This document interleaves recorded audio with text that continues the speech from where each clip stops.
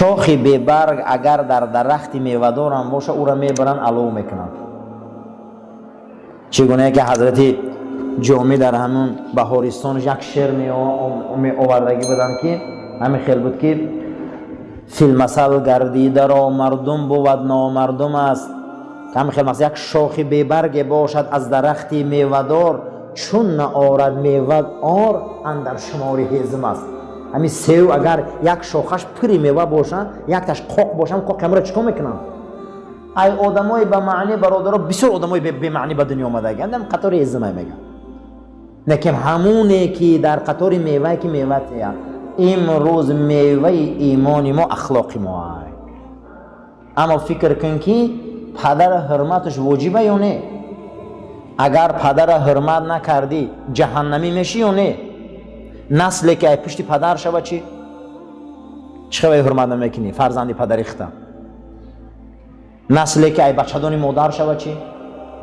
او برادر ریخته او اکا و دادر ریخته. آدم بچه استاد چه حرمت کرده؟ بچه استاد چه حرمت کرده؟ ای جاش خسته. چه خیلی به برادر و خواهر و اپا ریخته حرمت نمیکنی که آخه ای همه پدریت به دنیا آمده یو ایمو مادر خودت به دنیا آمده چه خیلی او را حرمت نمیکنی؟ انا همین دلالت میشه عزیزا که امروز آدمایی که همین کارا نمیکنن صله رحم قیچی میکنن اینا اخلاقای بد دارن. اخلاق ریشه هاش در قلب آدم بده. آدمی به رحم اخلاقش بده. آدمی به انصاف اخلاقش بده. آدمی که او انسان انصاف و اخلاق و مهر و محبت نداره و خیلی قلبی رذیل داره و خیلی روحی ناپاک داره اینجا در بزرگم آورده است که اخلاق چیزی هست که شما را به درون آدم برده میرسونه، به درون انسان برده میرسونه. حضرت ابوبکر صدیق مجموعاً از پیغمبر خدا 416 حدیث روایت کرده بودند. چند حدیث؟ 416 تا. یگان صحابه در ابوبکر برابر میشوند. یگان بار در حضور پیغمبر بلند خندگی نبوده. یگان مراتبه در حضور پیغمبر بلند خندیدگی نبوده است. یگان بار در پیش پیغمبر بلند گپ زدگی نبوده. یگان بار در پیش پیغمبر پاش دراز کردگی نبوده است. هم خسری رسول اکرم بود، هم از پیغمبر 2 سال معیده بود، هم جوانیش با رسول الله گذشته بود، هم رفیق غار بود. حتی ابو عمر حضرت عمر رضی الله تعالی عنه سر وظیفه آمدن خلیفه شدن، حتی که در جای پیغمبر ابوبکر دیگه برآمده گپ زدن نمیزدن در منبرشان، از او 2 قدم پایان رفتن اوجا در گپ زدن گفتن من لایق جای او نیستم.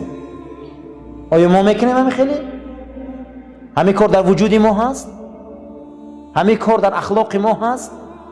دلالت میکنه که درون عمر چقدر بزرگ بوده، چقدر اونها شخصیت های ارزنده بودند. برای همین هر یکی ما اخلاق نیک ما نشان میتیم، این دلالت ای قلب روحی بزرگ میکنه. چقدر روحی بزرگ داره انسان هایی که اونها اخلاقی بزرگ دارن. و هذا المظهر هو، انا همین مظهری تجلیات های، انا همین آینه هست که ما را نشان میتیم این اخلاق بده. نام این سلوک بده. نام این چی بده؟ سلوک. نزد علمای تصوف سلوک ایو، نزد ما مذهب ای. نزد فقها چی بده ایو؟ علما مذهب. نزد علمای اخلاق سلوک.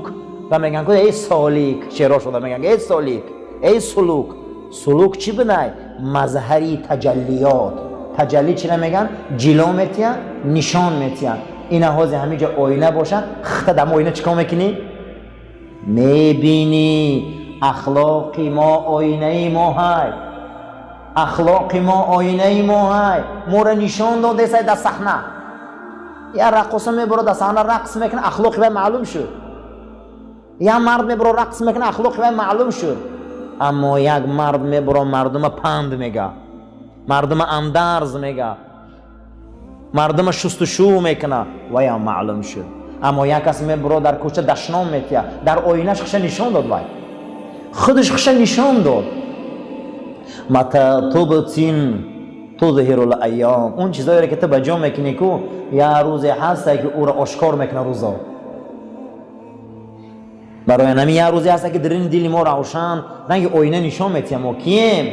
در همین جا گفته است که و هذا المظهر، این همین ای تجلیات اخلاق نام او سلوک بده. پس سلوک هو المظهر الخارجی للخلق.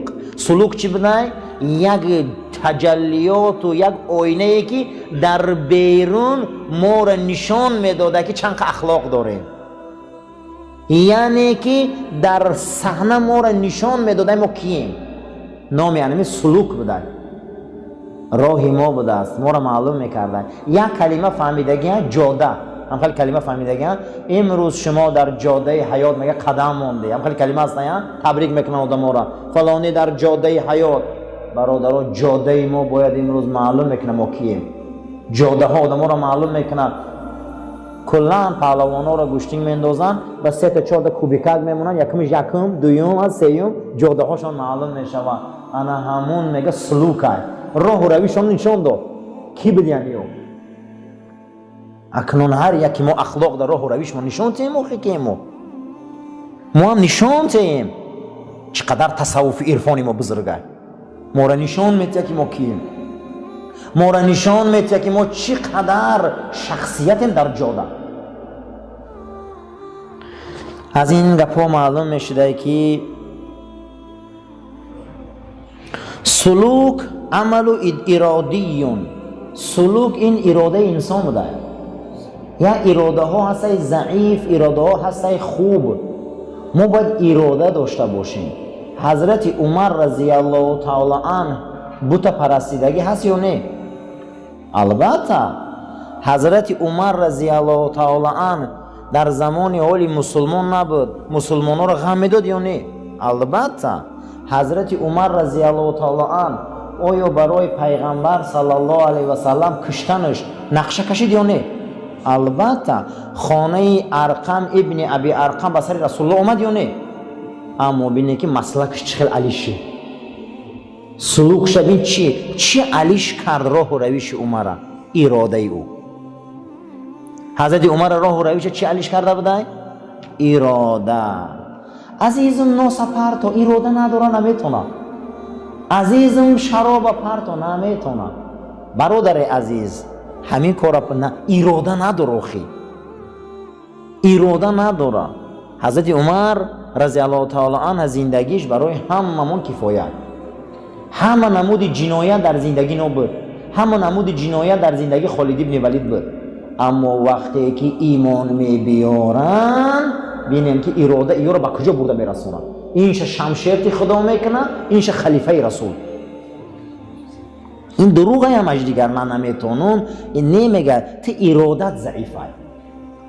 کسی را که ارادش قوی باشه و سلوک داشته، سلکه چی بوده؟ ای ترقه. سلوک طریق راه رویش. که قول الکذب، یا آدم اراده دروغگویی داره، یا آدم اراده صدق راستگویی داره، یا آدم اراده بخل بخیلی داره. اینا همش ارادن. اینا ارادن برادر. هیچ محل ایره به این آمیخته نکنه که اینا اراده.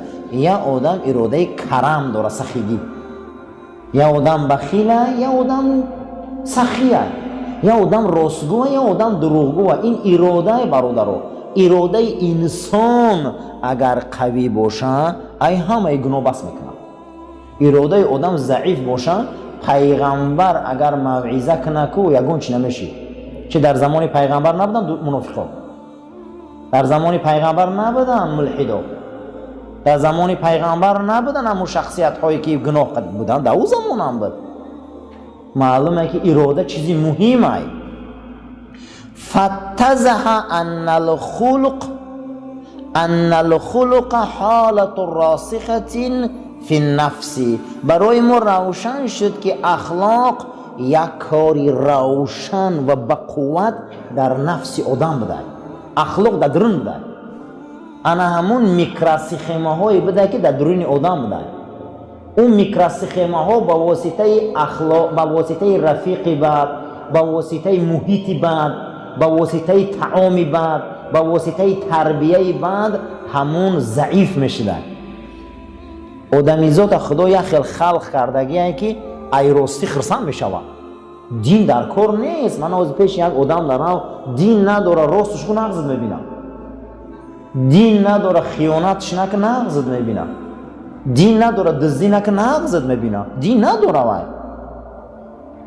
برای همین در بدن ما میکروسیخما های بده که در نفس ما بده. انمو ضعیف میشیدیم، انمیو رسوا میشیدیم، بعضی اونها میمردیم. ایروی چی؟ ایروی تربیه بده، ایروی رفیقی بده، همنشینی بده، همه رسوا میشیدیم. پیغمبرو می اومدین همه را پره میکردیم. برای همین رسول الله صلی الله علیه و سلم گفتیم که من آمدم که شما را اخلاقاتان پره کنم، اخلاقای حمیده در شما را رسانم.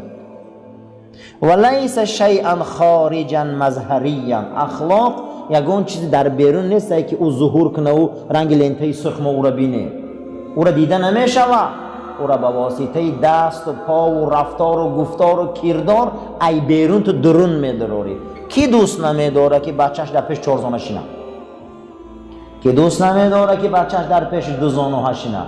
کی دوست نمیداره که ای در درای زنش را پیش باز گیره؟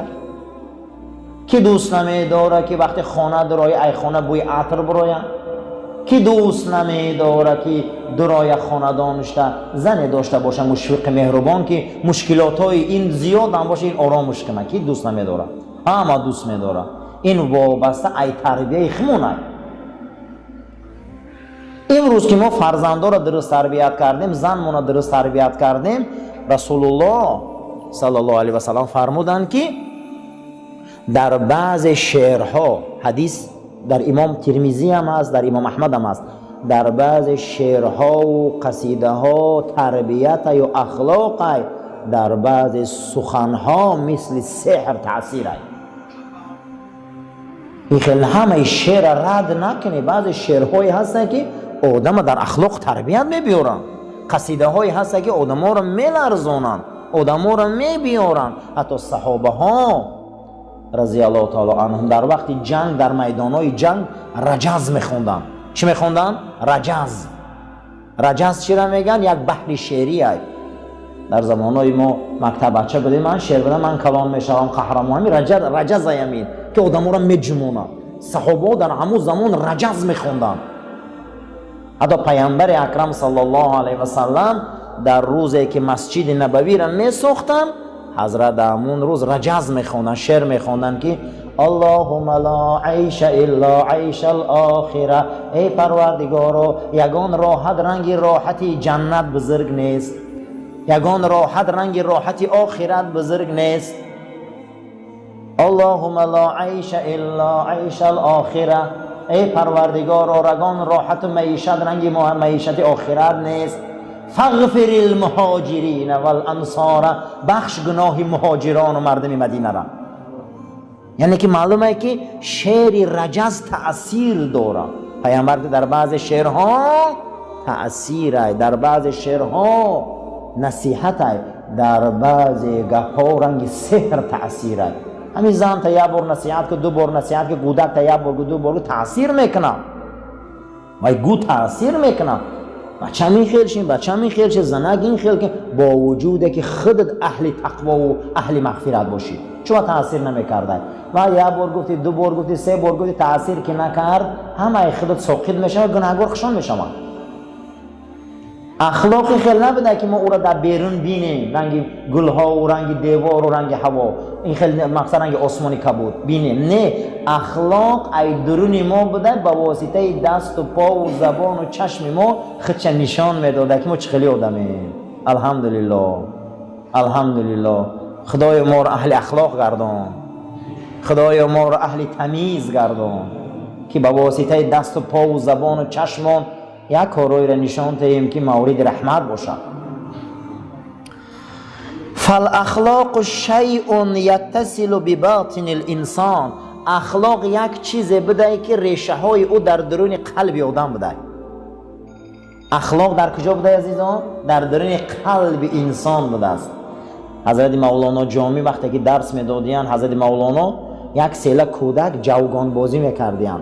جوگان با زبان عربی با زبان ما خکی میگن. در اون زبان هم با مو خکی بازی بالای چیده بودن همون تیاخوش اونقدی توپ میزدیان. جوگان رو گوی میگن.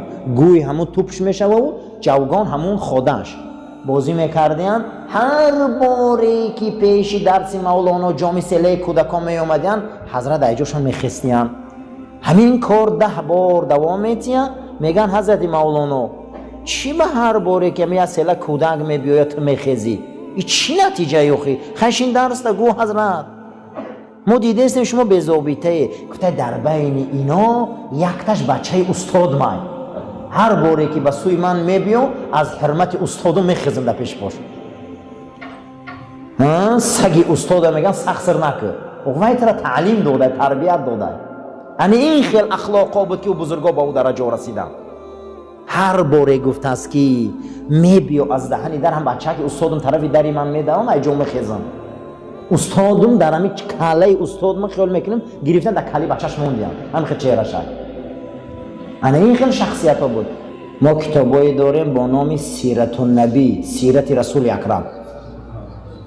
پیغمبر چخیلی زندگی کرد، چند سال زندگی کرد، در رابطه هاش چخیل بود، در اخلاقش چخیل بود، با مردمی با ایمان چخیل بود، با مردمی به ایمان چخیل بود.